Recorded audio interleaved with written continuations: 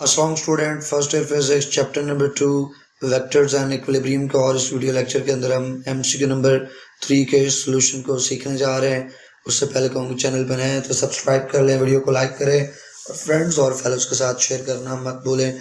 कोई भी क्वेश्चन हो, कोई भी क्यूरी हो तो स्क्रीन के ऊपर आपको हमारा व्हाट्सअप नंबर नज़र आ रहा है, इसके ऊपर आप हमसे रब्ता कर सकते हैं। एमसीक्यू नंबर 3 की जो स्टेटमेंट है वो हमें बताती है कि दो वेक्टर्स हैं, उनका रिजल्टेंट निकाला गया है। उन दोनों वेक्टर्स का जो मैग्नीट्यूड है वो a है और उनका जो रिजल्टेंट निकलता है उसका मैग्नीट्यूड भी a है।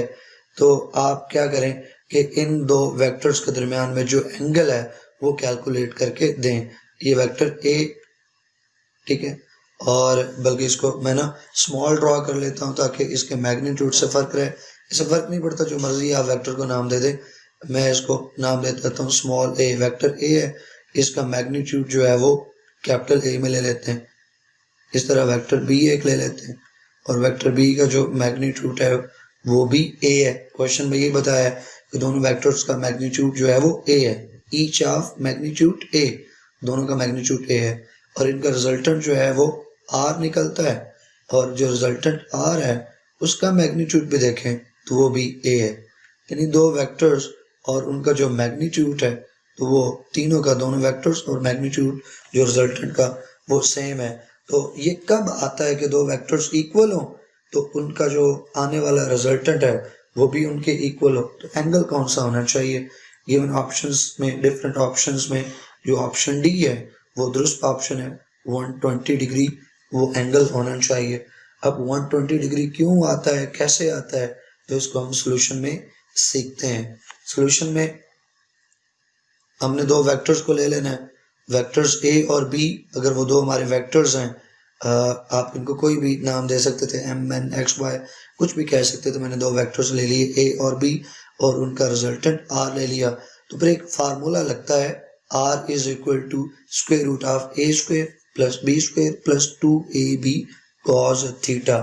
ये आपकी बुक में चैप्टर 2 की जो एग्जाम्पल 2.3 है उसके अंदर इस फार्मूले को ड्राइव किया गया है। आप वहां जाके इस फार्मूले की डेरिवेशन देखना चाहें तो देख सकते हैं कि R resultant is equal to square root of a square plus b square plus 2ab cos theta. अब हमें क्वेश्चन में बता दिया गया कि इन तीनों का मैग्नीट्यूड a सेम है, इक्वल है।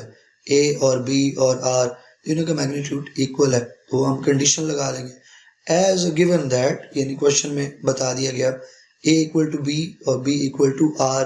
तो फिर जहां जहां r लिखा है और b लिखा है वहां हम a लिख सकते हैं, क्योंकि तीनों इक्वल हैं। एक की जगह दूसरे को रख देंगे, कोई फर्क नहीं पड़ेगा। तो यहाँ पे r लिखा है, यहाँ पे a लिख देंगे।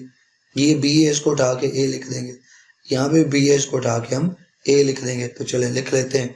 ये देखें, अब चेंज फार्मूला आ गया, r की जगह यहाँ पे a आ गया और फिर अंदर जो b था वहां पे भी a आ गया, फिर दूसरे b की जगह भी a आ गया।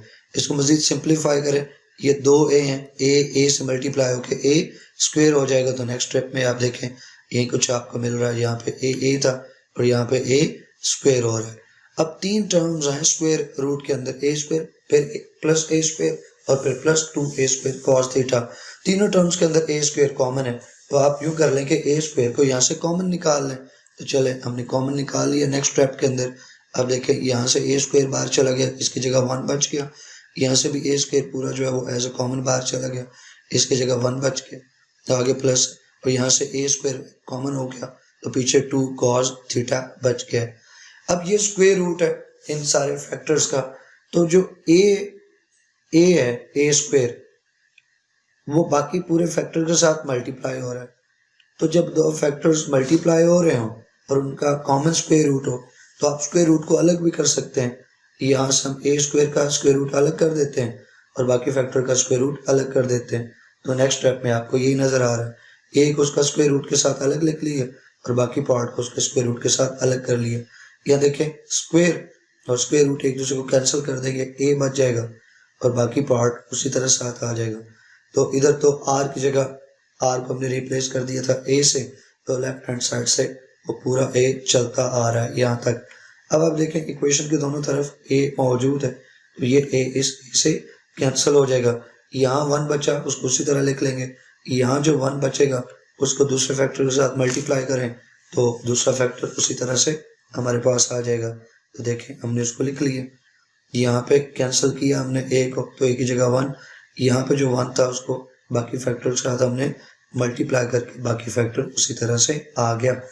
अब आप क्या कर लें, आपने स्क्वायर रूट को यहाँ से हटाना है, तो स्क्वायर रूट को यहाँ से हटाने के लिए आपको दोनों तरफ स्क्वायर लेना है। तो by taking square on both side, तो 1 का स्क्वायर लेंगे, 1 का स्क्वायर आप यहाँ पे लेंगे तो 1 ही आ जाएगा, और इधर आप स्क्वायर लेंगे दोनों तरफ, तो आपको पता है जो स्क्वायर है वो स्क्वायर रूट को कैंसिल कर देगा, तो 2 + 2 cos थीटा बच जाएगा।